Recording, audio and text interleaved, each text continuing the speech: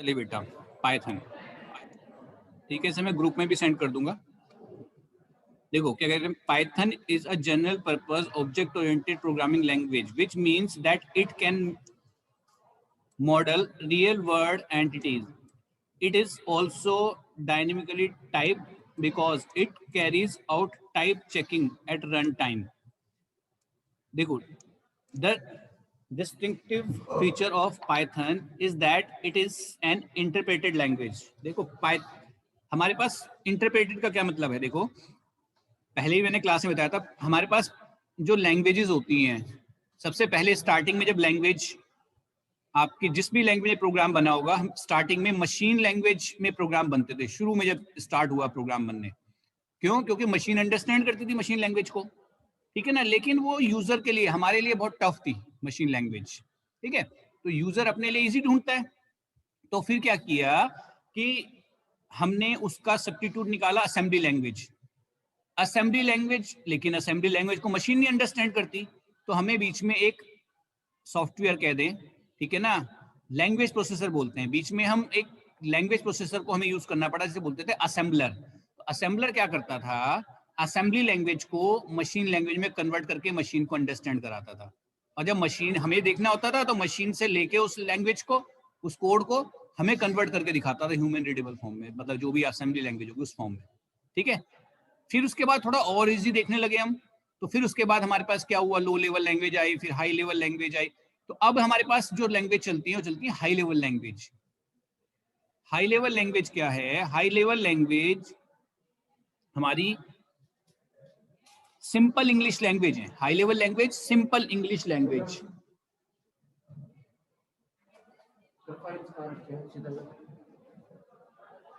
Simple English language है high level language, ठीक है।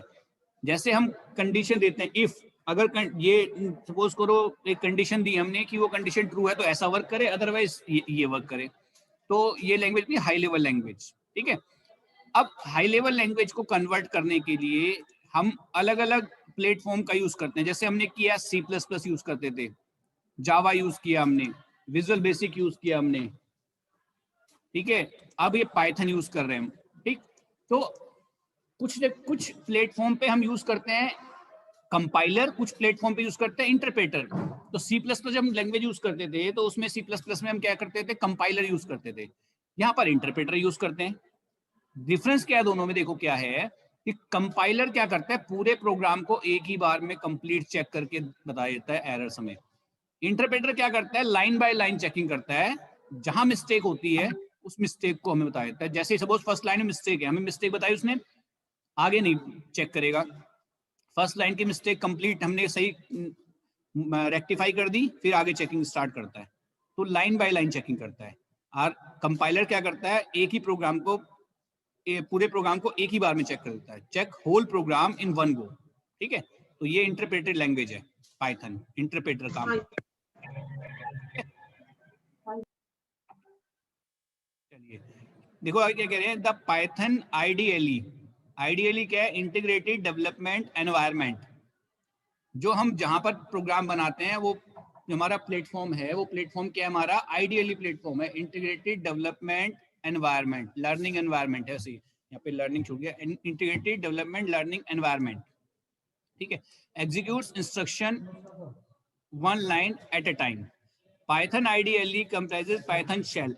अब पाइथन आइडियली जो है हमारा, उसमें प्रोग्राम दो तरह से बनाते हैं हम। एक तो शेल पर बनाते हैं, पाइथन शेल, और दूसरा बनाते हैं पाइथन एडिटर पर। पाइथन शेल को हम इंटरेक्टिव मोड में भी वर्क होता है। पाइथन शेल में जो वर्क करते हैं वो इंटरेक्टिव मोड ही बोलते हैं उसको, और जो पाइथन एडिटर होता है उसको स्क्रिप्ट मोड भी बोलते हैं, ठीक है। दोनों में डिफरेंस क्या है? देखो कि Python shell is for to execute short statement. अगर छोटी छोटी स्टेटमेंट लिखनी हो तो वहां पर ठीक है, शेल पे काम कर लेते हैं हम।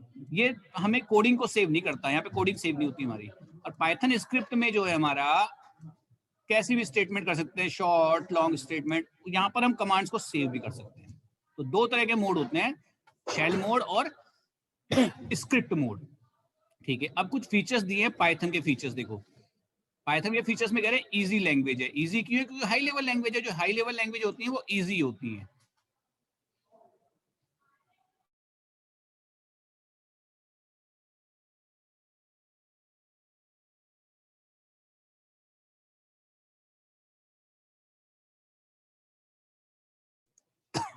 चलिए, इजी है, Python is very easy to learn and understand.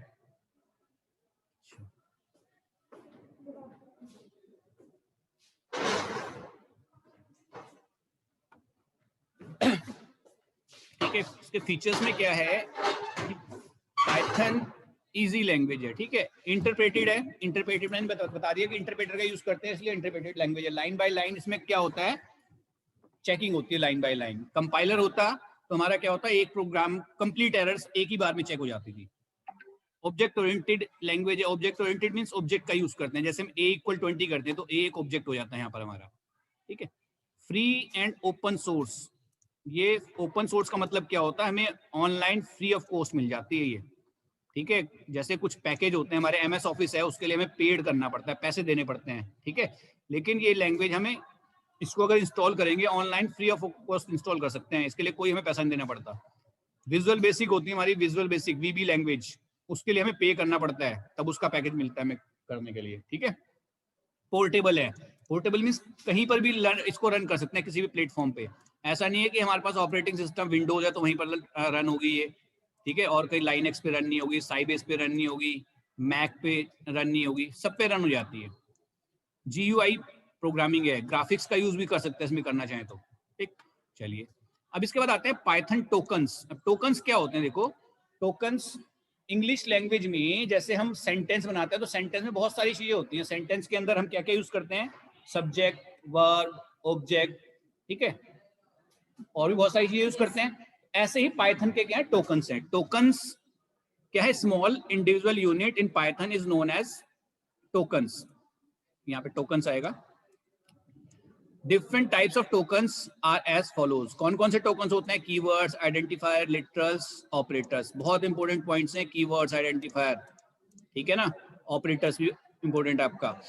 तो कीवर्ड्स, आइडेंटिफायर क्या होता है, देखो कीवर्ड्स क्या कह रहे हैं, the reserve word of Python which have a special fixed meaning, जिनका फिक्स मीनिंग होता है, ठीक है ना, फॉर द इंटरप्रेटर। इंटरप्रेटर के लिए जिनका मीनिंग फिक्स है, जैसे हम इंग्लिश लैंग्वेज में सेंटेंस लिखते हैं तो उसमें हम लिखते हैं is, are, am, was, were, will, ठीक है ना, शैल, तो उनका मीनिंग फिक्स है। पता लगता है कि इज में इज लिखा है तो हमारे प्रेजेंट में काम कर रहे हैं, वाज लिखा है तो पास्ट में काम कर रहे हैं, विल या शैल का यूज कर रहे हैं तो फ्यूचर में काम कर रहे हैं।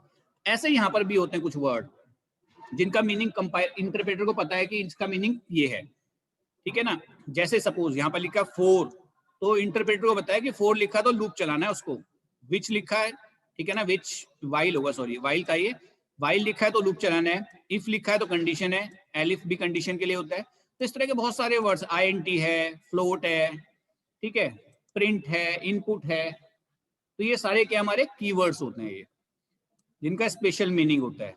आइडेंटिफायर क्या, the name of any variable, constant, function और module is called an identifier. Identifier क्या होता है, यूजर डिफाइंड होता है। कीवर्ड्स क्या होता है, सिस्टम डिफाइंड होता है। तो जो नेम है आपका, वेरिएबल का हो, चाहे फंक्शन का हो, चाहे कांस्टेंट, कोई वेरिएबल ले रहे हैं, मॉड्यूल ले रहे हैं, उसका जो नेम होगा वो सब क्या होते हैं, हमारे क्या होते हैं, आइडेंटिफायर्स होते हैं, जो हम बना रहे हैं। मॉड्यूल का जो नेम हम बना रहे हैं वो हम, सपोज एक मॉड्यूल हमने जनरेट किया, उस मॉड्यूल का नेम हम देंगे, तो वो क्या हो गया, हमारा आइडेंटिफायर हो गया। आइडेंटिफायर होते हैं सभी, ठीक है। अब आइडेंटिफायर जब हम बना रहे हैं तो उसके कुछ रूल्स होते हैं, ठीक है, कुछ रूल्स को फॉलो करेंगे आइडेंटिफायर का नेम देते हुए। सपोज वेरिएबल बनाया हमने, ऐसा नहीं कि वेरिएबल का नेम कुछ भी दे देते हैं, कुछ रूल्स होते हैं उसके लिए। तो सबसे पहले क्या कह रहे हैं, N identifier must be start with alphabet और एन अंडरस्कोर। अंडरस्कोर से भी स्टार्ट हो सकता है और अल्फाबेट से स्टार्ट हो सकता है, दो ही आपके पास ऑप्शन है, या तो अल्फाबेट से स्टार्ट करो या अंडरस्कोर से स्टार्ट करो, इसके अलावा किसी से स्टार्ट नहीं होगा। Second point, identifier name can not contain space. अगर हमें सपोज करो, जैसे मैंने ये ऊपर दिया है एम्प्लॉय नेम, अगर हमें एम्प्लॉय का नेम स्टोर करना है तो EMP नेम भी कर सकता था, मैंने बीच में अंडरस्कोर क्यों लगाया, क्योंकि वेरिएबल के नेम के बीच में स्पेस नहीं आता, इसलिए अंडरस्कोर लगाना पड़ा मुझे यहाँ पे, ठीक है, या तो फिर इसको मिला के लिखते हैं EMP नेम कंप्लीट एक साथ। थर्ड पॉइंट कह रहे हैं, identifier name can contain any number of letters, digits and underscore. मतलब डिजिट्स भी आती हैं इसमें, लेकिन डिजिट बीच में आ सकती हैं, स्टार्टिंग में नहीं आएगी डिजिट, ठीक है। तो इसके अलावा कुछ नहीं होगा, मींस कोई भी स्पेशल कैरेक्टर नहीं आएगा, सिर्फ लेटर्स का यूज कर सकते हैं, डिजिट्स का यूज कर सकते हैं और अंडरस्कोर का यूज कर सकते हैं, इसके अलावा कुछ भी यूज नहीं होगा। अब Python keyword can not be used as a variable name. Python का जो कीवर्ड है, कीवर्ड जो पाइथन के हैं जैसे for, while, if, elif, else, इनको हम वेरिएबल नेम की जगह पे यूज नहीं कर सकते, या हम कहें कि आइडेंटिफायर की जगह पे यूज नहीं कर सकते। हम इसको आइडेंटिफायर की जगह पर यूज नहीं कर सकते, चाहे वो वेरिएबल के नेम में हो, चाहे फंक्शन का नेम हो, चाहे मॉड्यूल का नेम जो बना रहे हैं हम।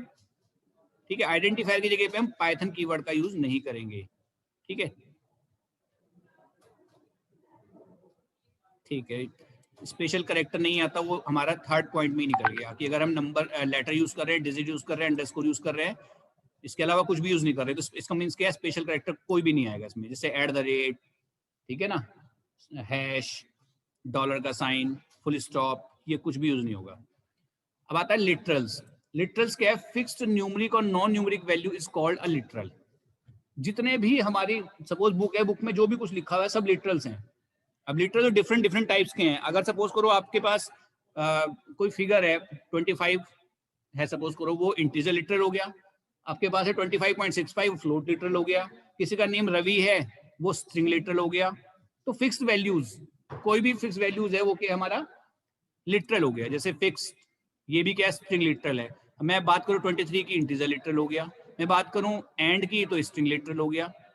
ठीक है, तो ये सब हमारे क्या है, फिक्स वैल्यूज जो है वो लिटरल्स। हमारा कोई भी वर्ड है, कुछ भी कोई भी वर्ड है हमारा, वो सब क्या लिटरल्स है। ठीक है, इंटीजर हो सकता है, फ्लोट हो सकता है, स्ट्रिंग हो सकता है। अब आगे आता है ऑपरेटर। अब देखो ऑपरेटर क्या है, अ सिंबल और a word that perform some kind of operation और given values and return the result. Operators क्या होते हैं, परफॉर्म करते हैं सम ऑपरेशन, कुछ ऑपरेशंस को, ठीक है ना, जिनको हम किसी फिगर्स पे अप्लाई करते हैं या कहीं स्ट्रिंग पे भी अप्लाई कर सकते हैं।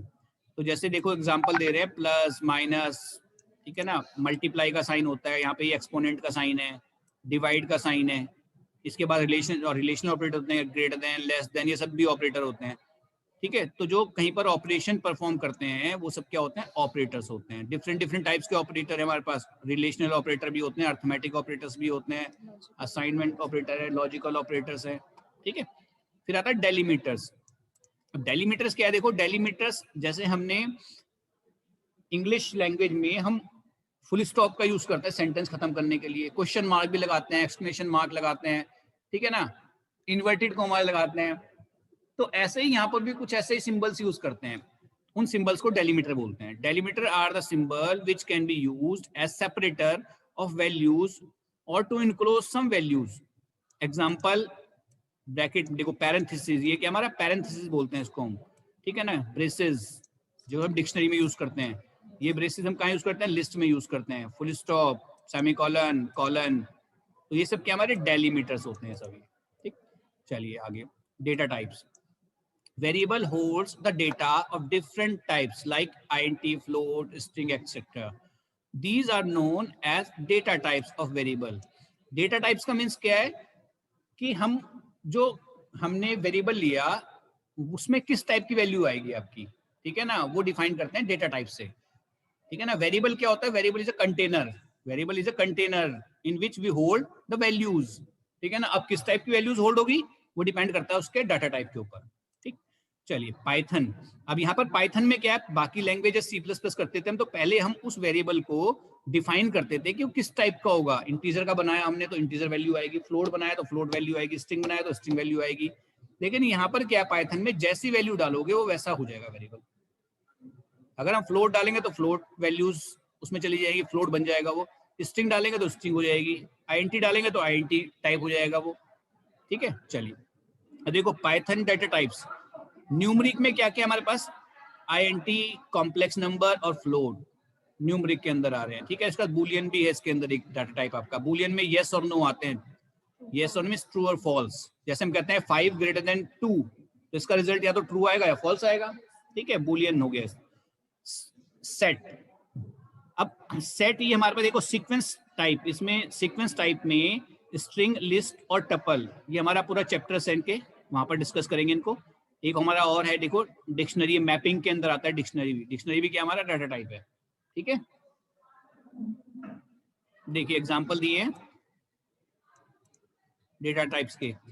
कॉम्प्लेक्स डेटा टाइप्स में आपका थोड़ा अलग है। कॉम्प्लेक्स में देखो क्या कह रहे हैं, 4 हमें क्लियर है, 4 फिगर, 5 फिगर क्लियर है, जे।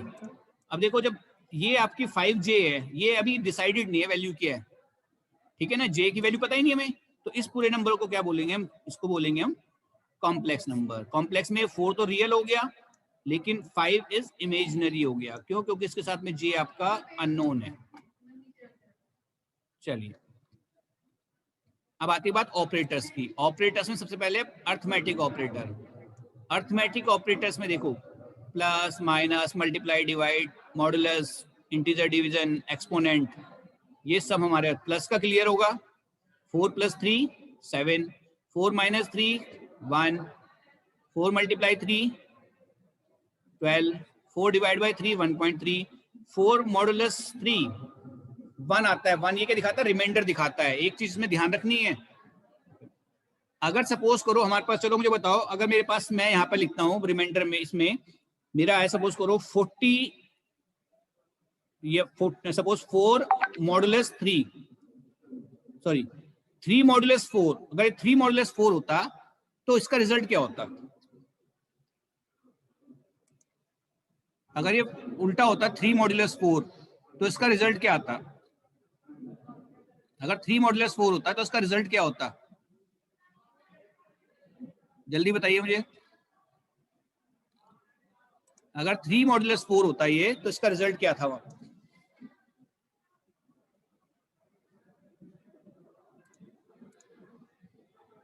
0 बता रहा है वंश।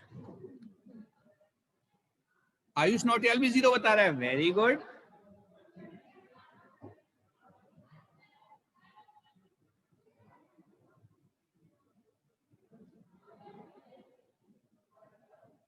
जीरो क्यों बता रहे हो बेटा? ये अगर ये 3 मॉडुलस 4 होता तो इसका रिमाइंडर 3 होता। भाई 3 को जब 4 से डिवाइड करोगे, होगा डिवाइड? नहीं होगा, वो पहले ही नंबर छोटा है, 3 लेस है पहले ही 4 से, तो जब 3 लेस है तो वही रिमाइंडर हो गया उसका। हाँ, तो 3 इसका रिमाइंडर होगा 3। अगर हमारे पास 3 को डिवाइड कर रहे हैं 4 से और वो डिवाइड नहीं हो रहा है, नंबर छोटा है, तो वही उसका रिमाइंडर हो जाएगा। ध्यान रखना इस बात को, यहाँ बहुत मिस्टेक करते हैं। चलो फिर आता है हमारे पास इंटीजर डिवीजन। इंटीजर डिवीजन में देखो, इंटीजर डिवीजन में आपका फ्रैक्शन पार्ट हट जाता है। देखो 4 इंटीजर डिवीजन 3, तो ये 1.3 आएगा, लेकिन पॉइंट के बाद की वैल्यू हट जाएगी, सिर्फ 1 शो होगा यहाँ पर। इंटीजर डिवीजन है। एक्सपोनेंट में क्या होता है? पावर, ठीक है ना। तो देखो अगर लिखना है 4 डबल स्टार आ गए तो उसका एक्सपोनेंट, तो 4 की पावर 3 बनेगा ये, तो 4 की पावर 3 64। अब देखिए इनका कुछ जैसे बोर्डमोस का रूल था, ऐसे ही यहाँ पर क्या है, हमारे ऑपरेटर्स जो हैं इनका भी कुछ रूल्स होता है कि कौन सा पहले कंसीडर करेंगे। तो इसमें इसकी टेबल दी है, सबसे पहले पैरेंथेसिस कैलकुलेट करते हैं, फिर एक्सपोनेंट को, फिर नेगेटिव।